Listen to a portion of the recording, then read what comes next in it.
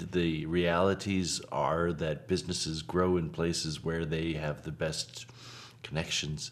What does that mean? That doesn't necessarily mean they take a very strategic global approach to it. They kind of just develop a connection with one company. Somebody sends them an email and says, hey, can you cooperate with me? And that develops into a joint venture, and then that develops into maybe an acquisition, and then you've got market entry and a foreign direct investment in the whole 9 yards. Nevertheless, the point is that it's not as theoretical as it sounds. The realities are much more simple than some of the things we're going to be talking about. But basically, because companies seldom have sufficient resources to exploit all the opportunities, two major considerations facing managers, which are which markets to serve and where to locate the production to serve those markets. Basically, what happens is companies' decisions on market and production are highly interdependent, because companies often need to serve markets from local production, and because they want to use existing production capacity from the home office. In other words, in both places, it's sometimes better to ship in the products, to rearrange the products when they get there, or to produce them completely in the new location. Now, there are many scanning techniques that aid managers in considering alternatives that might be otherwise overlooked. They also help limit the final detailed feasibility studies to the management of the manageable number of those that must appear. Scanning basically means taking a look in a quick overview here. As I mentioned, my son works in international business in Brazil, and his wife is a member of the McDonald's organization there. She says that McDonald's locates a new store by flying over with a helicopter the parking lots when they're empty, usually on Sunday mornings, to see the level of oil spills, the oil stains on the parking lots. Where there's a lot of those, that's probably the type of neighborhood that's going to be good for a McDonald's, at least for the full drive-in store. For the walk-in stores, it's a different story, of course.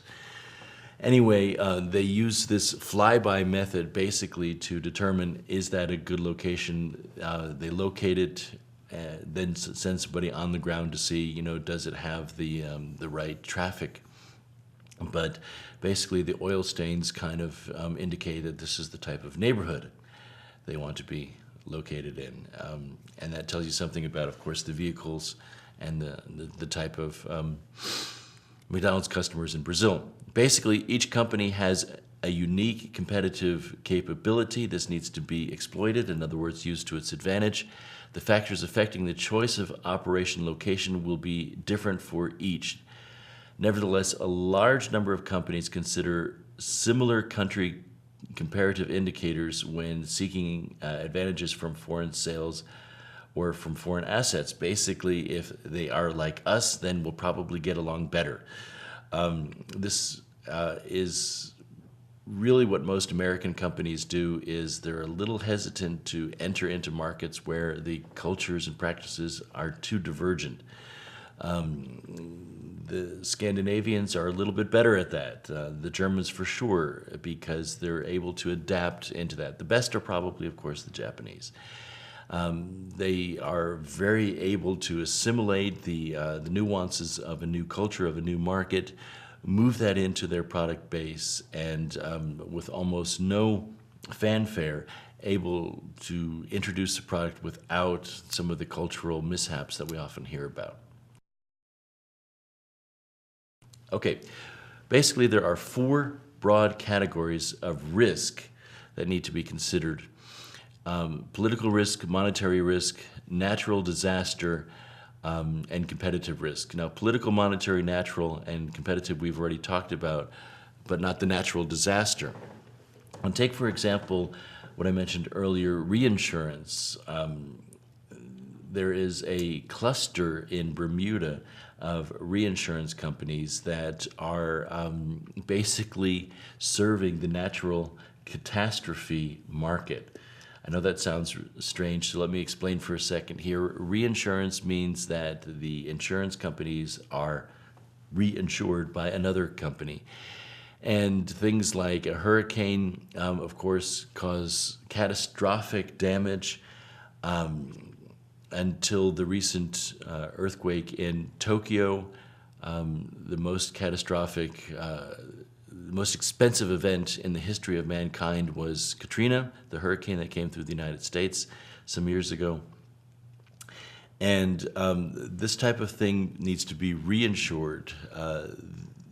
Bermuda is one place that is absolutely subject to these hurricanes on a regular basis. So it's kind of interesting that they said we can't really produce anything here. We'll just become a haven for the reinsurance that backs this place up. One example of how natural disaster, in a positive sense, can affect an economy. Basically, this was very instrumental in turning the devastated economy of Brazil from 30 years ago around into a thriving financial center. Political risk, monetary risk, competitive risk, and as I talked about in Bermuda, natural risk, these type of things are all able to be put on a grid, one against each other, talking about the growth potential, the development potential, the penetration potential, all in terms of these risk factors. Basically, what it comes down to when allocating resources among countries, that companies need to consider how to treat reinvestments and divestments along with the interdependence of operations in the different countries, and whether they should follow diversification strategies versus concentration strategies. Which one is better? It really depends. And my personal preference is for a concentration strategy. Do one thing, do it right, keep it in a limited market here. My business, as I mentioned, my wife's business is to sell ski packages to Germans skiing to North America. We tried a diversification package into golf in the United States and Harley-Davidson tours in the United States. And all of that was well and good, but we just found ourselves not able to concentrate on what we did well, which was the ski product, by diversification.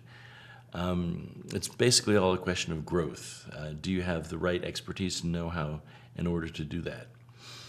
Companies may reduce the risk of the liability of being foreign by moving first to the countries more similar to their home countries. Like I said, that's very much what Americans do. Alternatively, they may contract with experienced companies to handle operations for them, to limit the resources they commit to the foreign operations. They might delay entry into many countries until they're operating more successfully in one or a few. The typical American European entry is, of course, into England on the first place, Ireland in the second place, and then they move into the continent as they become more and more comfortable. So basically, it comes down to the idea of the make or buy decision. You're probably very familiar with from your other courses here. Is it better to introduce yourself with a new product, do it yourself, gain the expertise yourself, or just buy somebody that is experienced in that? You'd be surprised how many companies are willing to sell. Basically any smaller company that has been going on for 10 to 15 years usually has an entrepreneur at its helm that's ready to move on and is ready to start something new. They like starting something new. And these companies can usually be purchased at I don't want to say bargain prices, but certainly at a cost which makes sense when one considers that the market's already open. Key to this strategy, however, the so-called buy decision strategy for foreign direct investment, is that the companies fit together. Companies must develop location strategies for new investments and devise means of de-emphasizing certain areas and divesting if necessary. And that's not always very easy when there's an acquisition on the table. Okay, companies often evaluate entry into a country without comparing that country with other countries. This is because they simply need to react quickly to proposals or respond to competitive threats, because the multiple feasibility studies seldom are finished simultaneously. It's all in the end a question of volume. It's all in the question of what is convenient. Take, for example, Burger King in countries like Germany. McDonald's had been there for years and years and years, and never a Burger King. Until this day, you almost never see a Wendy's or those type of how should I say tertiary fast food companies here. But at one point in time, somebody buys the license, introduces it. The same guy that introduced it in Brazil very successfully is now trying to introduce that in Russia.